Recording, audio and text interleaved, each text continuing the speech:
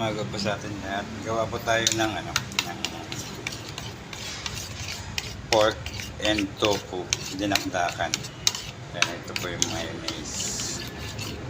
Yes, yung tofu, yung pork, sibuyas, ginger at saka sili. Haluin po natin ito. Lagyan po natin ng suka. Kunti lang. Pwede rin po kalamansi o lemon. Sa akin po suka po yung lagay ko. Lagyan natin yung tofu. Saka yung pork.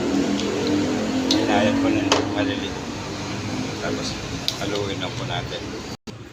Lagyan natin ginger. Saka yung natin sili. Sibuyas.